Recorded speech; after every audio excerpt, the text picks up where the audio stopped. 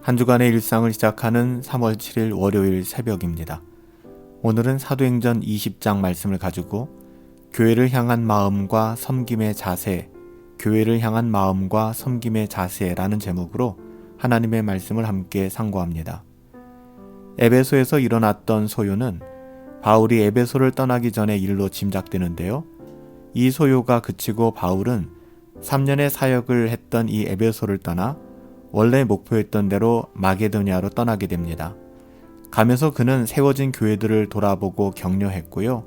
헬라에는 석 달 정도를 머물다가 거기서 배를 타고 수리아 안디옥으로 돌아가려고 했지만 배에서 자기를 암살하려는 음모가 있다는 사실을 알고 마게도냐를 거쳐서 돌아가는 여정으로 바꾸게 됩니다. 이것이 본문 1절부터 2절, 3절에 기록된 사건이죠. 여기서 본문은 아시아까지 바울과 함께 가는 사람들의 이름들을 기록하고 있는데요. 이것은 사도 바울의 사역의 주옥과 같은 열매들이었고요. 사도 바울은 이들과 동행함으로써 큰 위로와 힘을 얻었습니다. 그들은 드로아로 먼저 가서 바울을 기다렸고요.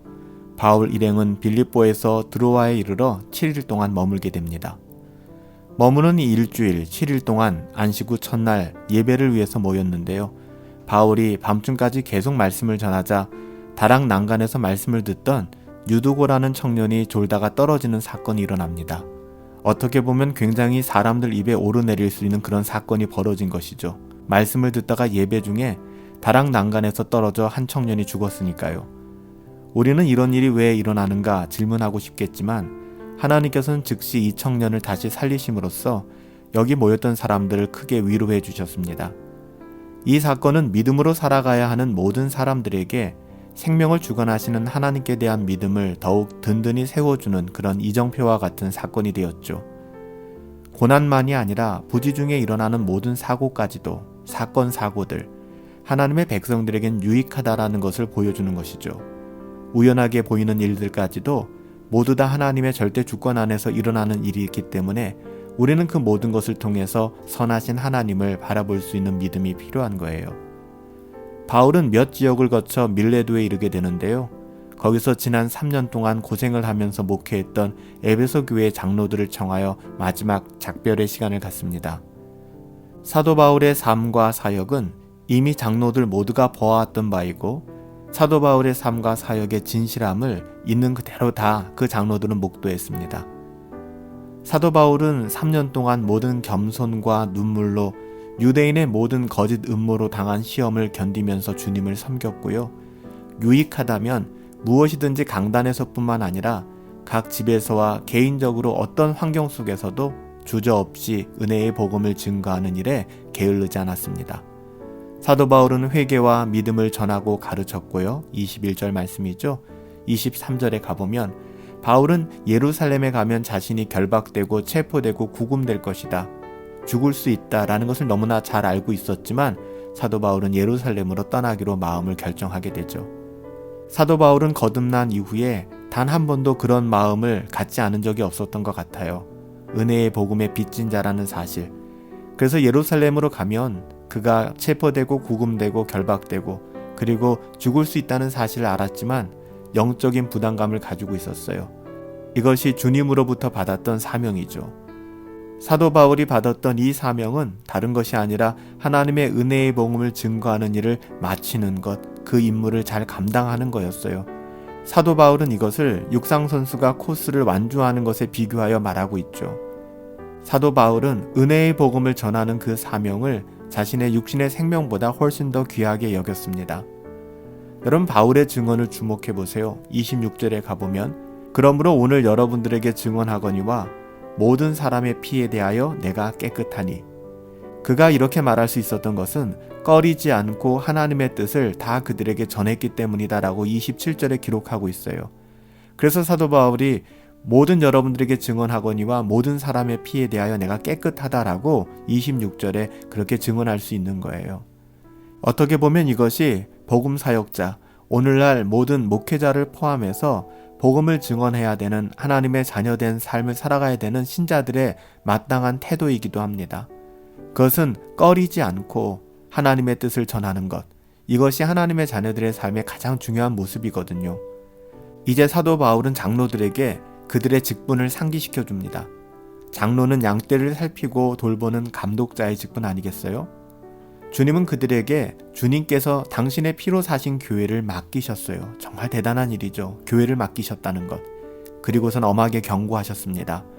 자신이 떠난 후에 언제나 그렇듯이 흉악한 일은 누굴까요? 거짓 교사들, 거짓 복음을 전하는 거짓 교사들이죠. 흉악한 이리가 들어와 양떼를 아끼지 않고 해칠 것인데 자기들을 따르게 하려고 온갖 비뚤어지고 왜곡하고 미혹된 교리를 가르칠 것이다 라고 말씀했습니다. 또한 30절에 이렇게 이야기하죠.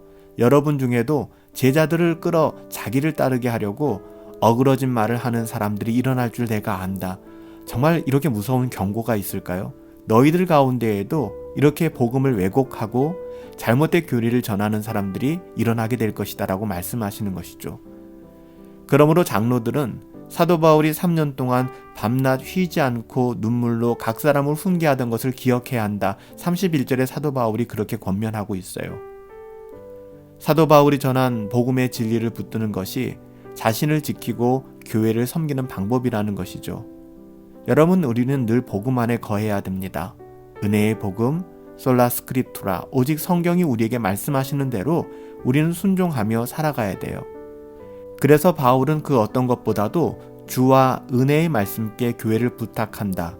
주님과 은혜의 말씀께 교회를 부탁한다는 표현을 쓰고 있어요. 32절에.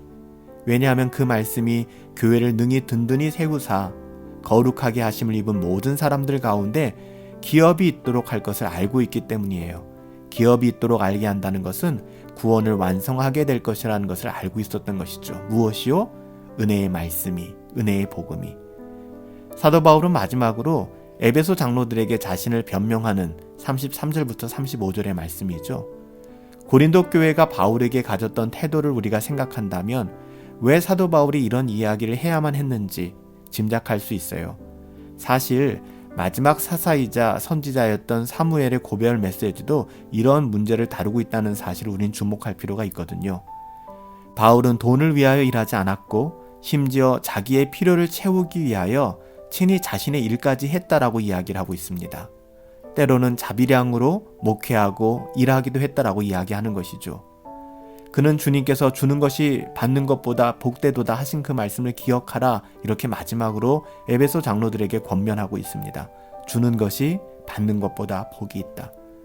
모든 그리스도인들이 유념해야 될 일이 바로 이거예요. 바울은 이 말을 마치고 무릎을 꿇고 함께 기도했고 크게 울며 작별했습니다. 에베소 장로들과 이루어진 일이에요.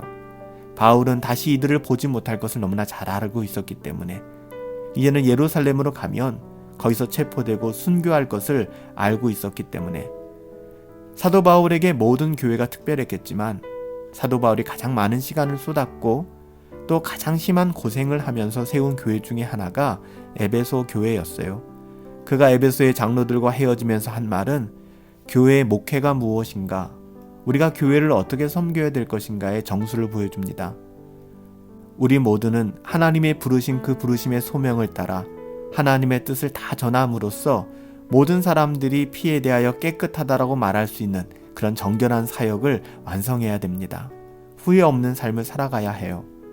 장로들은 또 목회자들은 주의 피로 사신 교회를 보살피되 사도적 복음의 진리를 붙잡음으로써 목회해야 돼요.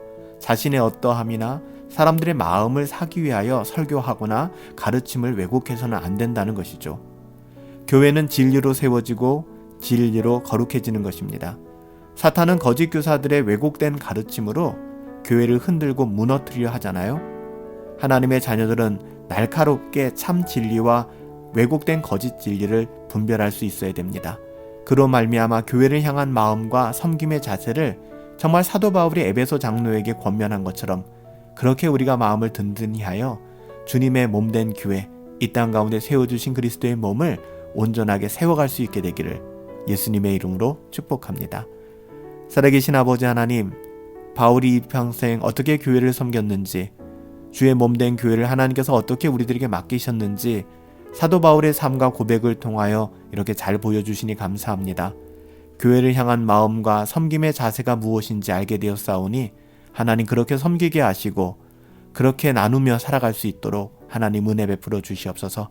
우리 교회 가운데 그런 복음의 참된 능력이 있기를 간절히 소원하옵고 존귀하신 예수님의 이름으로 기도하옵나이다. 아멘. 교회를 향한 마음과 섬김의 자세를 다시 새롭게 하고 주님 다시 오시는 그날까지 신실하게 믿음의 경주 달려갈 수 있게 되기를 예수님의 이름으로 축복합니다.